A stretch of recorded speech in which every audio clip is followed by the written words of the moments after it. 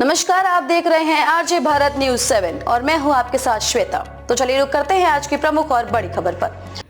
UP की इस Lok Sabha seat का बेहद दिलचस्प है इतिहास। यहाँ हर चुनाव के बाद बदल जाता है सांसद का चेहरा। श्रावस्ती लोकसभा क्षेत्र के मतदाताओं का अंदाज भी निराला है। अब तक के इतिहास पर नजर डालें तो यहाँ हर चुनाव के बाद सांसद के चेहरे बदलते रहे हैं।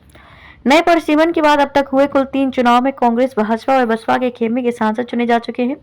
चौथी बार बेच रही चुनाव के बिसात के साथ ही कौन होगा अगला सांसद, इसको लेकर चर्चा का बाजार गर्म हो रहा है। वर्ष 2009 में श्रावस्ती जिले की 2 विधानसभा भिनगा व श्रावस्ती तथा बलरामपुर जिले की 3 विधानसभा तुलसीपुर, बलरामपुर सदर व गेसडी क्षेत्र को जोड़कर श्रावस्ती लोकसभा क्षेत्र का गठन हुआ। परिसीमन के बाद हुए पहले चुनाव में 11 उम्मीदवार आमने सामने थे। कांग्रेस ने विनय कुमार पांडे और बिन्नू, बसपा ने रिजवान जहीर, सपा ने रुबाब सईदा व भाजपा ने सत्यदेव सिंह को चुनाव मैदान में उतारा था। इसमें कांग्रेस उम्मीदवार ने 2,01,556 मत प्राप्त कर बसपा उम्मीदवार को 42,029 मतों से हराया था। सपा को तीसरा और भाजपा को चौथा स्थान मिला था। वर्ष 2014 के चुनाव में 15 उम्मीदवार मैदान में उतरे थे। भाजपा ने दद्दन मिश्र, सपा ने अतीक अहमद, बसपा ने लालजी वर्मा व कांग्रेस ने विनय कुमार पांडे और बिन्नू को दूसरी बार मैदान में उतारा। इस चुनाव में रिजवान जहीर पीस पार्टी से चुनाव लड़े थे। परिणाम आया तो सांसद का चेहरा बदला।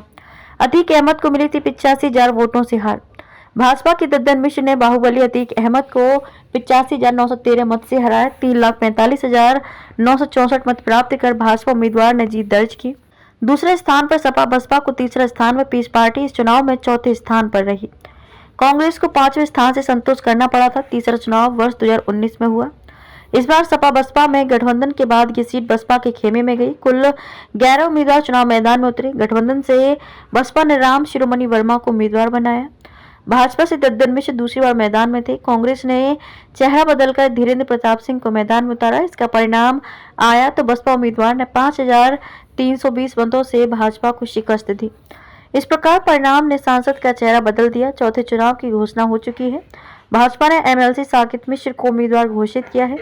सपा कांग्रेस में गठबंधन के बाद सीट सपा के हिस्से में आई है। ऐसे में सपा बसपा का उम्मीदवार कौन होगा, निर्दल दावेदार कौन कौन हो सकते हैं, इस पर चर्चा करते हुए मतदाता चुनाव की समीकरण बना रहे हैं। खबरों में अब तक के लिए बस इतना ही। फिर होगी आपसे मुलाकात ऐसी किसी बड़ी और खास खबर के साथ। तब तक के लिए नमस्कार और देखते रहिए आरजे भारत न्यूज 7।